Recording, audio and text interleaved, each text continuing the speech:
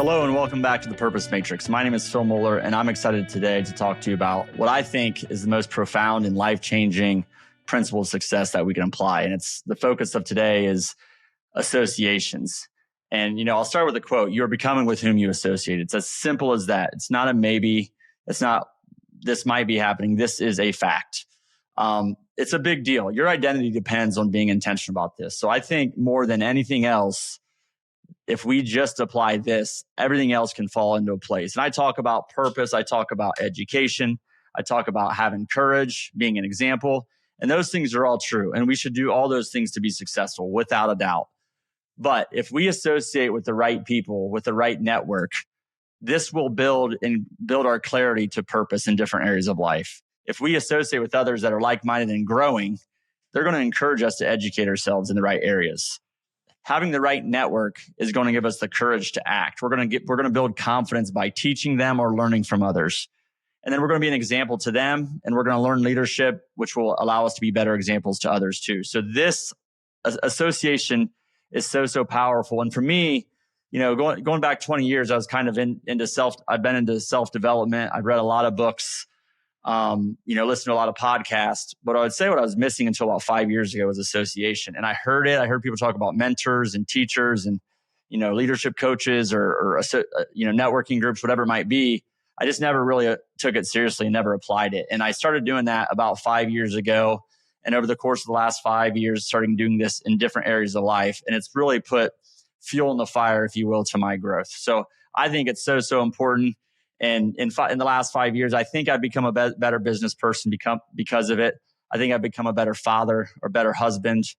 I've become much more healthy in the last 5 years because of it. I've grown in my faith because of it. So I just think this can be just take us to a completely another level. And even if we haven't been educating ourselves, we're not clear on our purpose. If we haven't done those things, if we start to associate and network with like-minded people that want to grow and want to get better, it will be life-changing. Today, we're going to talk about this more. I'm going to give you, the whys of association, why it's so important, but also the hows of doing it. And we're also going to pull from some different leaders of history that talk about association. And I think you might be surprised by what they have to say. Napoleon Hill of Think and Grow Rich, Darren Hardy of The Compound Effect, Ben Franklin had an association or a mastermind group. And we'll reference a couple of lines from scripture as well. So first, I want to tell a little bit of a story. It's kind of funny because this was probably a decade ago, I was in the corporate world and I was putting a presentation together. We had just started our product management group. It was a small group, but I was kind of putting, the story together as to why we should expand the group and kind of split it into different functions, things like that. But, so all these corporate strategies and all kinds of things. But really at the end, the message was iron sharpens iron. And I didn't know where that came from, or really, I don't know. I mean, I understood kind of what it means. I had heard it before. And I remember my boss saying, like, what does that mean? I'm like, well, if you put sharp people, or if you put people around sharp people, they're going to get sharper and it's going to build upon each other. And he kind of chuckled at me. And the reality is it became true. As we built that team, we had a strong foundation. And as we brought strong people in, everyone got better. Iron sharpened iron. And it's actually iron sharpens iron. And one man sharpens another. It's a Bible verse. And I think it's very, very true. And it became true in that case. The other quote is, you are the average of the 5 people you spend the most time with. And I was recently on a trip, went to Hopkins, Belize. By the way, Belize was an amazing country, amazing people. And that's really what stood out, was the people. Everybody you talk to, despite of their conditions and economic opportunity or lack thereof, everyone had a phenomenal attitude. Everybody, everywhere you went, no matter what, no matter how hot it was, how hard they were working, they had a smile on their face and they had a positive attitude. And I was talking to one of the locals about it. He's like, look, if anyone would move to our community and they would try not to have a bad attitude or try not to have a good attitude and they had a bad attitude, within just days or weeks, they would change and they would have a good attitude. Like, we've seen it before. If people move here, we see the transformation. When you put yourself around positive people or negative people around positive people, and this applies to work as well, they become more positive, right? So now you could also say that if those positive people are around negative people, you could become more negative. But it's really, what is the culture of the organization that exists today? What is the dominant behavior, attitude, whatever it might be. And that's what's going to stay in place. And if people don't adapt to that, they're going to self-select out. And I think that's what you want from a business perspective, if you're building a team, whatever it might be. And I think it's what you want in your different areas of life too. So, every relationship is either helping you grow or keeping you stuck. And I think so this is a little bit more on an individual level. And what's so important here is if you're in a negative environment or you're in a negative relationship, we're going to talk today a little bit about how to be aware of that and how to be intentional, especially wherever you can be, about your associations. Because the reality is this is shaping who you're becoming. On a prior podcast, I had Jeremy Locke on. He was former special operations. He's part of the organization called Aerial Recovery, an amazing organization that's doing great things. But he talked about, there's anchors and there's beacons. And anchors will hold you down, will hold you back. They'll say, remember when this, remember when that. Oh, these were the good old days. Maybe there's their drinking buddies, the high school or college years, whatever it might be. And they focus on remember when. Beacons say, so beacons of light, think, imagine if, what if. And I think we have to, it's such a great analogy. Are we hanging around anchors or are we hanging around beacons? Anchors want to play it safe. They try to validate staying the same and not growing, coming up with justification or excuses. And look, this doesn't make them bad people. It doesn't make them bad people. But beacons stretch your vision. They guide you through the storms. They help you become stronger through adversity. And we need to hang around more beacons. John Maxwell has a quote that I really like. He said, "You can't help but become more confident and think bigger when you're around possibility thinkers." I love that. And if you just, that's why, this quote, if you do nothing else other than hang around with people that want to grow and want to get better, you will grow and you will get better. And there's a lot of different dynamics of this that you might not recognize on the surface that I'll talk about here in a little bit, but it's so important. I want to pause here and tell a story. I want to go back. It's a very serious story. So I went to college just a few years back, and when I went there was a couple of guys that we shared the dorms with. We'll say their names were Brad and Rod.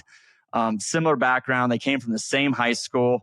And our freshman year, out of the gate, they were on pretty similar paths right away and very similar initial associations. We were kind of hanging out with the same people. But over time, Rod started to go in a little bit of a different direction. He started hanging out with people that, weren't doing great things. And don't get me wrong.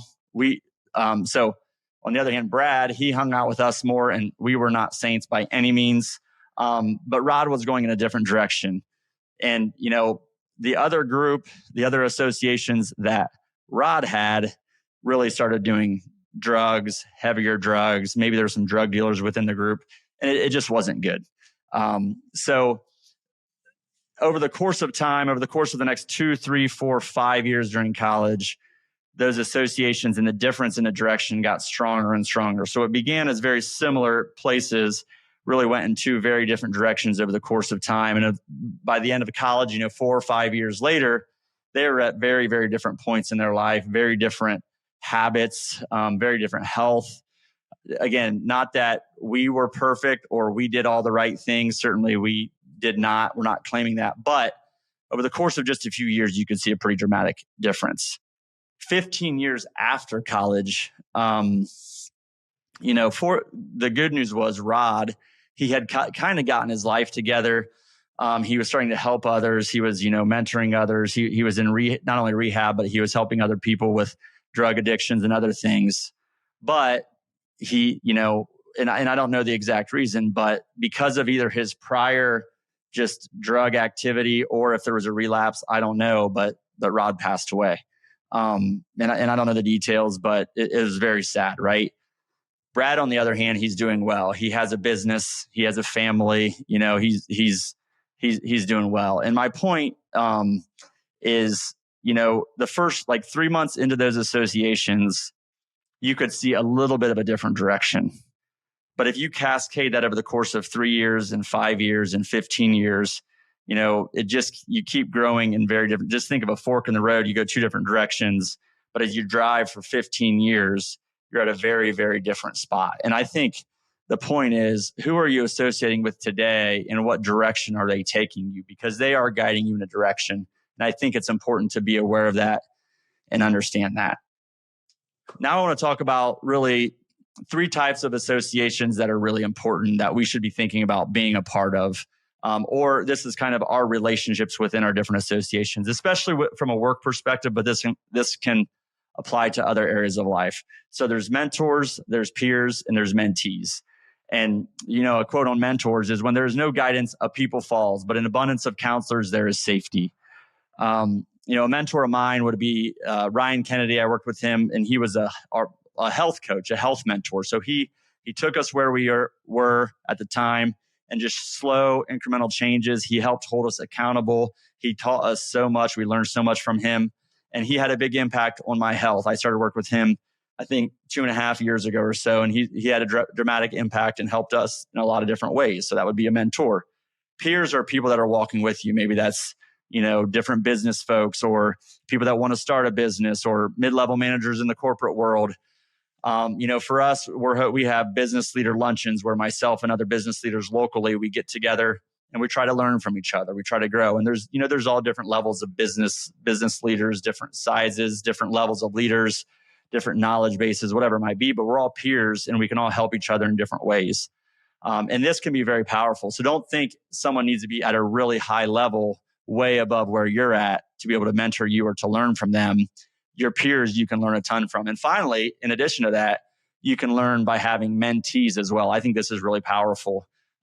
This is people that you might be pouring into. We have a real estate group, real estate network that we have, and I'll get a lot of calls or texts or questions about, hey, can you help with this or that? And I try to keep up with it. If I don't always, I apologize for that. But I think this can be so powerful. And where this is really powerful is if you're helping coach someone or mentor someone, when you're studying, when you're learning, when you're reading, whatever, when you're listening to a podcast, whatever it might be, if you're thinking about how you can help someone else with that information, your level of knowledge, your level of learning goes up. It accelerates. So, just having the different types of relationship, mentors, peers, and mentees, I think can be so impactful. And when you have all of them together, it really can be compounding. So we grow the most when we live in all 3 lanes.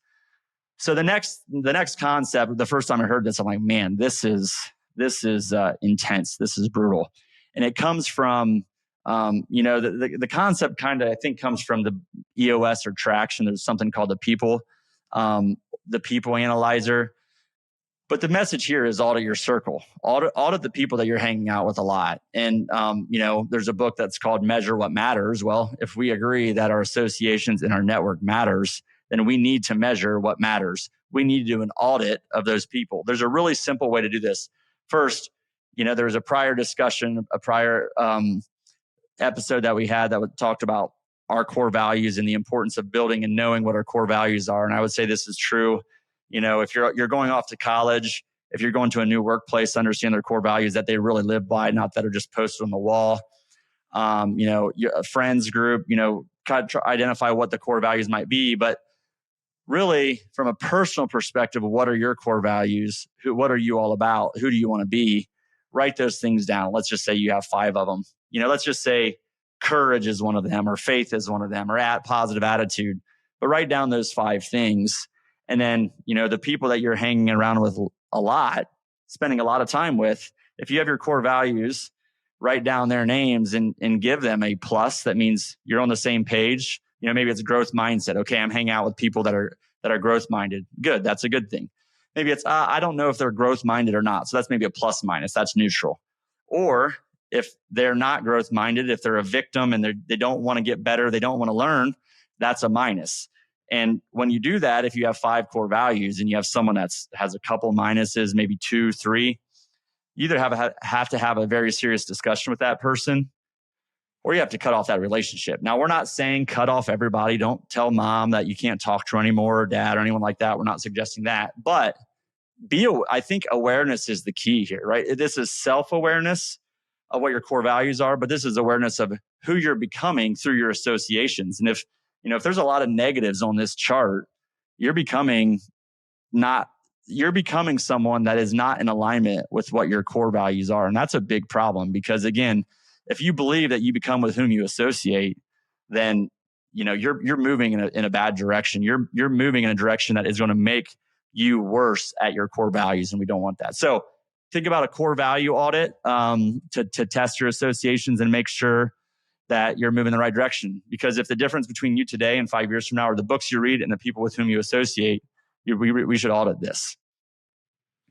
The next topic I want to talk about is, this applies to every single area of life. The easiest one to talk about is from a business, work, investing, finance, maybe leadership development perspective. If you can have a work group that talks about, hey, how, maybe there's a book discussion. We used to have those where how can we become better leaders? We kind of built that network of people in the corporate world that knew they wanted to get better. They wanted to grow in their leadership. Maybe that's finance or investing. It could be real estate investing, stock market investing, whatever it might be. But if you want to get better at something like that, go find a couple people that either are good at it or at least just want to get better at it and start talking to them more regularly. You're going to learn from it. You can apply this to family, to relationships. You can apply this to your faith, to spirituality. I've started, this is one of the big changes a year and a half ago or so. I'm part of a group called Exodus 90, where it's a bunch of local guys, and then we're using a broader platform called Exodus 90. And we get together every single week, and it's been really profound, the changes. And there's so many different elements of learning that I'll talk about here in a second, but it's really been life-changing. I talked about Ryan Kennedy and how he has impacted me from a fitness and health perspective. And I'm part of a nationwide entrepreneur and real estate investor group called GoBundance. And there's a lot of different mastermind groups, EO, Entrepreneurs Organization, I think YPO. There's all kinds of different mastermind groups out there. And I'll tell you where this concept came from, but it can really be life-changing. And I like the ones I'm in because they hit all the different areas of life. So you can hear a theme about the different areas of life and how, for me, again, 5 years ago, I wasn't applying the power of association like I knew. My associations were probably pulling me maybe in a negative direction. I had good associations, but they weren't really trying to grow, really trying to get better, especially in all the different areas of life. So I want to dig into that topic of mastermind, or I'm going to call it even accountability groups more, because this is magic right here. If you do anything from any of the podcasts I've had, the shows I've had, the guests I've had, if you do anything, if you do this one thing, it will be life-changing. You could listen to everything we have every single week, but if you do this thing, it will have more impact. If you go read 100 different books, if you do this one thing, it'll have more impact. So I just really encourage you to think about creating an accountability group or a mastermind group around what you want to get better at. And it can be so impactful. I'm going to reference a couple of the folks I talked about earlier in the episode. So first, Napoleon Hill, you go back and he wrote the book Think and Grow Rich. And he said, no two minds ever come together without thereby creating a third invisible, intangible force, which may be likened to a third mind. So think about that. That's with two people. You're compounding, and you're 1 + 1 doesn't equal 2. He's saying it equals 3, because you're basically creating this third mind. You're compounding, right? So, what does 3 people equal? I don't know how to do that math, but it's more than 3. It's good. And Hill defines a mastermind. He kind of coined this phrase, I think, but a friendly alliance with one or more persons who will encourage one to follow through with both plan and purpose. So it's not just learning from them, but it's also holding them accountable, hence accountability group, right? So this can be mastermind, this can be accountability group, but it's so profound, and I'll talk more about it. But before I do, Ben Franklin. So if we go way back to 1727, Ben Franklin called or created what was called the Junto Club, also known as the Leather Apron Club. It was a club for mutual improvement established in 1727 in Philadelphia. The Leather Apron Club's purpose was to debate questions of morals, politics, and natural philosophy, and to exchange knowledge of business affairs. And it was really, he talks about it just being instrumental in his business himself. And I would just tell you that, again, from a business perspective, from a financial perspective, from an investing perspective, this can be so, so powerful. And I encourage you absolutely apply this to that area of life, whatever that is for you. But I would also apply it to your other areas of life as well. And you can do that with one group, right? You can do it with a specialized group, but you can also do it with one group of guys or gals that say, hey, we want to get better in every area of life.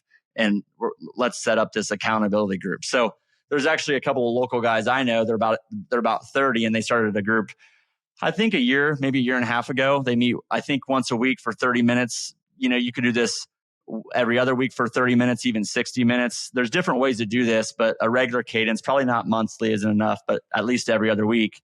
But if you ask any of these guys about it, they say it's been life-changing for them. And they just, they're doing a trip together, I think, and they're just excited about seeing how much they've grown in the last year. If we talk about the trajectory of going on the wrong path, like we did earlier, now we're talking about picking the path of growth, real intentional growth, and think about how different you can be over the course of 10 or 15 years if you take the fork in the road that leads the right way. So I think it's so important. And you don't need to be an expert on this stuff. You don't need to be, you don't need to know it all. You need to want to grow, and then you just need to initiate it, and you need to be the facilitator of it. And I'm going to give you an agenda here of how to do this, because I think it's so important. So you start off the meeting.